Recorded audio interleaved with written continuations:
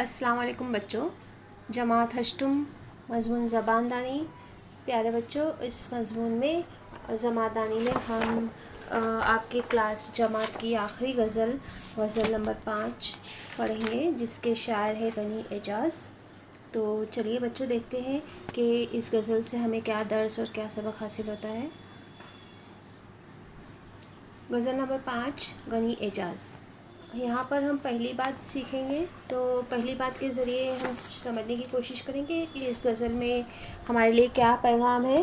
تو شاعر نے اپنی تخلیقی صلاحیت سے کام لے کر شعروں میں ایسا رنگ بھرتا ہے کہ الفاظ زندہ ہو جاتے ہیں۔ شاعری کی دیگر اصناف کے علاوہ غزل نے جدید دور میں اپنا دامن بہت وسیع کر لیا ہے۔ عشق و محبت جیسی روایتی موضوعات کے علاوہ روزمرہ زندگی کے مسائل کو غزل نے نہایت کامیابی سے اپنے دامن میں سمو لیا ہے۔ غنی اعجاز کی غزلیں اسی مزاج کی نمائندگی کرتی ہیں۔ جیسے عام طور پر یہ سوچا جاتا ہے کہ غزل میں صرف محبت، کسی عشق کی ہی باتیں ہوتی ہیں، محبت کی باتیں ہوتی ہیں، جدائی کی باتیں ہوتی ہیں، اور اپنے محبوب کے بارے کی، اس کے حسن کی تعریف ہوتی ہے۔ بلکہ ایسا ہوتا ہے، لیکن زیادہ تر اب جو ہے آج کے دور میں جو ہے وہ شاعروں نے روزمرہ زندگی کے جو مسائل ہیں ان کو بھی غزل کے ذریعے پیش کرنے کی کوشش کی ہے، اور غنی اعجاز کی غزلیں اسی مزاج کی نمائندگی کرتی ہیں۔ جان پہچان کے ذریعے ہم غنی اعجاز کے بارے میں معلومات شاعر غنی اعجاز کے بارے میں معلومات حاصل کرتے ہیں کہ غنی اعجاز کا اصل نام عبدالغنی تھا۔ وہ دسمبر سن 1929 میں ضلع بلڈانہ کے پیپل گاؤں راجہ میں پیدا ہوئے۔ 16 برس کی عمر میں انہوں نے شعر گوئی کا آغاز کر دیا تھا۔ غزل ان کی پسندیدہ صنف رہی ہے۔ دشت آرزو اور گرد سفر ان کی شعری مجموعے ہیں۔ 20 دسمبر سن 2010 کو اکولہ میں ان کا انتقال ہوا۔ ان کے انتقال کے بعد ان کا کلیات ناشنیدہ کے عنوان سے شائع ہوا ہے۔ پیارے بچوں، آپ کو مشقی سرگرمیوں میں ایک شبکی خاکہ دیا جاتا ہے جو آپ کو پورا کرنا ہوتا ہے، جو شاعر یا مصنف کے تعلق سے ہوتا ہے۔ تو یہ خاکہ آپ جان پہچان کی مدد سے پورا کر سکتے ہیں۔ جیسے آپ کے جو مشقی سرگرمیاں دی گئی ہیں صفحہ نمبر 93 پر، اس میں غنی اعجاز کا اصل نام پوچھا گیا ہے، وہ عبدالغنی ہے۔ ان کی تاریخ پیدائش پوچھی گئی ہے، تو ہم ان کی تاریخ پیدائش بھی یہاں سے جان پہچان سے دیکھ کر لکھ سکتے ہیں کہ وہ دسمبر سن 1929 میں پیدا ہوئے۔ ان کی کلیات کا نام پوچھا گیا ہے، ناشنیدہ ان کی کلیات ہے، اور ان کی تاریخ وفات پوچھی گئی ہے 20 دسمبر 2010۔ تو اس طرح سے شبکی خاکہ، مشقی سرگرمی میں پوچھا گیا شبکی خاکہ آپ جان پہچان کی مدد سے پورا کر سکتے ہیں، اور اس کے علاوہ بھی بہت جو ضروری اور اہم معلومات ہے شاعر یا مصنف کے تعلق سے، وہ بھی ہم حاصل کر سکتے ہیں۔ تو چلیے آگے دیکھتے ہیں ہم کہ غزل کیا ہے۔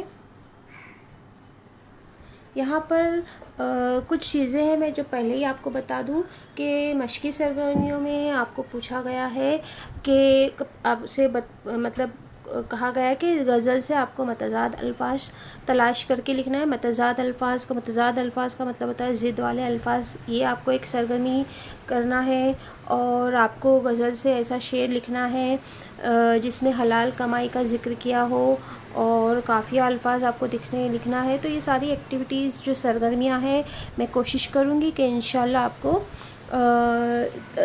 وضاحت کے دوران ہی اس غزل کی تشریح اور وضاحت کے دوران میں آپ کو سمجھاتے چلوں۔ تو چلیے ہم شروعات کرتے ہیں غزل کی۔ تو پہلا شعر یہ ہے، کچھ تو فکر عقبہ کر یوں مت دنیا دنیا کر۔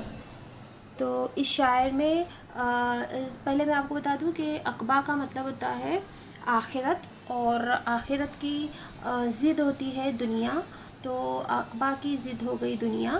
تو یہاں پر اب میں اس کی تشریح بتاتی ہوں کہ شاعر یہاں پر لوگوں کو نصیحت کرتے ہوئے کہتا ہے کہ صرف دنیا حاصل کرنے کا چکر چھوڑ دو، دنیا کے پیچھے مت بھاگو، تھوڑی آخرت کی بھی فکر کرو، اپنی آخرت کو سنوارنے کے لیے کچھ عمل کرو، کیونکہ وہاں ہمیشہ رہنا ہے اور دنیا کی زندگی تو چند روزہ ہے۔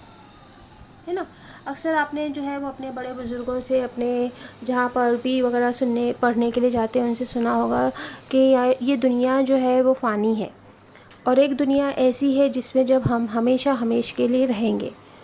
تو بچوں، پیارے بچوں، یہ دنیا جو ہے وہ حقیقی دنیا نہیں ہے. حقیقی دنیا وہ ہے جو ہم مرنے کے بعد جہاں جائیں گے، اللہ کے پاس.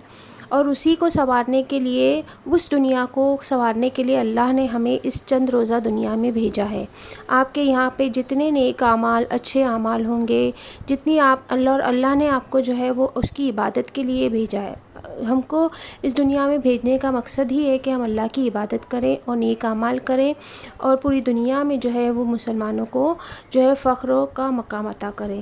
تو یہاں پر شاعر یہ نہیں نصیحت کر رہا ہے کہ دنیا نہ کریں، بلکہ کچھ عمل ایسے بھی کریں جس سے آپ کی آخرت سنور جائے. آگے کا شعر ہے، خوئے وفا کو اپنا کر دشمن کو شرمندہ کر. یہاں پر وفا کی ضد ہے بے وفا، اور دشمن کی ضد ہے دوست. اب میں تشریح کرتی ہوں کہ شاعر لوگوں کو خطاب کرتے ہوئے یہاں کہہ رہا ہے کہ ہر ایک کے ساتھ آپ کو وفا کا سلوک کرنا چاہیے، ایمانداری کا سلوک کرنا چاہیے، دوستی کا سلوک کرنا چاہیے. اگر تم میں وفا کی عادت رہے گی تو تمہارے عمل سے دشمن بھی شرمندہ ہو جائیں گے. یعنی ہمیں جو ہے وہ ہمیشہ اپنے اخلاق کو جو ہے وہ سامنے رکھنا ہے، جسے ہمیں نبی کریم صلی اللہ علیہ وسلم نے اپنے اخلاق سے لوگوں کو انسانیت کا درس دیا تھا. آپ کی انسانیت سے دشمن بھی جو ہے وہ شرمندہ ہو جائیں گے. تیسرا شعر ہے، دریاؤں سے ناتا جوڑ کوہساروں میں رستہ کر. اس شعر میں شاعر یہ کہنا چاہ رہا ہے کہ دریاؤں سے رشتہ جوڑو اور پہاڑوں میں اپنا راستہ بناؤ. شاعر کے کہنے کا مطلب یہ ہے کہ آپ کی منزل کے راستے میں دریا آ جائے تو مت گھبرائیے، بلکہ دریا سے دوستی کر لیے اور آگے بڑھیے. دریا کا مطلب یہاں پر شاعر یہ کہنا چاہ رہے ہیں کہ اگر آپ کے راستے میں مشکلیں آ جائیں، رکاوٹیں آ جائیں، تو آپ گھبرائیے مت، بلکہ ان رکاوٹوں کا، ان مسائل کا سامنا کرتے ہوئے آپ آگے بڑھیں. اگر اسی طرح اگر آپ کے راستے میں پہاڑ بھی آ جائے تب بھی آپ ہمت نہ ہاریں، بلکہ پہاڑ میں بھی راستہ پیدا کر لیں. یہاں یہی اس کا مطلب بھی تقریباً وہی ہے کہ آپ کے راستے میں اگر مشکلیں آ جائیں، رکاوٹیں آ جائیں، تو ان رکاوٹ کو پار کیجئے، ان مشکلوں کو پار کیجئے اور اپنا راستہ خود بنائیے. شاعر نے پیغام دیا ہے، اس بات کے ذریعے شاعر یہ پیغام دینا چاہتے ہیں کہ حوصلہ بلند رکھو اور مشکلوں سے مت گھبراؤ. نیک کمائی محنت کی اپنا خون پسینہ کر. یہاں پر ایک سرگرمی میں آپ کو ایک سرگرمی دی گئی ہے کہ غزل سے اس شعر کو نقل کیجیے جس میں حلال کمائی کا ذکر آیا ہے. تو یہ وہی شعر ہے جس میں شاعر نے ہمیں حلال کمائی کا ذکر کیا ہے کہ اپنی کمائی کو جو ہے وہ حلال کرنا ایک بہت بڑی نیکی ہے، اور ہمیں اس کے لیے اتنی محنت کرنا چاہیے کہ ہمارا خون جو ہے وہ پسینہ بن کر بہنے لگے. یہاں شاعر یہ کہنا چاہتا ہے کہ محنت اور ایمانداری سے کمائی ہوئی دولت حلال ہوتی ہے، اور حلال روزی کمانا بہت بڑی نیکی کا کام ہے. آگے شعر ہے، خانہ دل میں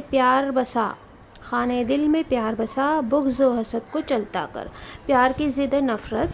تو یہاں پر آگے اس شعر کے ذریعے شاعر یہ پیغام دینے جا رہے ہیں کہ دل میں پیار اور محبت کو جگہ دے، بغض حسد کو دل سے نکال دے. کسی بہت بڑے مفکر کی ایک بات مجھے یہاں پر یاد آ رہی ہے، جو میں آپ کے ساتھ شیئر کروں گی، کہ آپ کی دل میں اگر جلن حسد ہے تو وہ جلن حسد آپ کی نیکیوں کو اس طرح سے جلاتی ہے جیسے آگ جو ہے وہ سوکھی لکڑی کو جلاتی ہے. یعنی آپ کے دل میں اگر جلن حسد ہے تو وہ جلن، کسی کے بھی دل میں اگر جلن حسد ہے کسی کے لیے بھی، تو وہ آپ کی نیکیوں کو کیا کرتی ہے، جلا دیتی ہے. تو ہمیں اپنے دلوں سے جلن اور حسد کو پاک کرنا ہے، لوگوں کے ساتھ محبت کے ساتھ پیش آنا ہے اور دانش مندی کے ساتھ پیش آنا ہے. آگے شعر ہے، خانہ دل میں تیرا سایہ ساتھی ہوں میری مان بھروسہ کر. یہاں پہ بھروسے کی ضد ہے بے بھروسہ. تو یہ بے جو ہے وہ لاحقہ بھی ہے اور سابقہ لاحقہ بھی آپ کو یہاں پہ سمجھ میں آئے گا. اور یہاں پہ شعر میں اس شعر کے ذریعے شاعر یہ کہنا چاہ رہا ہے کہ میں تیرا ہم نوا اور ہم قدم ہوں، تیرے ساتھ سائے کی طرح رہنے والا تیرا ساتھی ہوں، اور تو میری ذات پر، میری بات پر بھروسہ کر، یقین کر اور میری بات مان لے. یعنی شاعر اس غزل کے ذریعے جو پیغام دینا چاہ رہا ہے وہ پیغام شاعر کہہ رہا ہے کہ تم مان لو.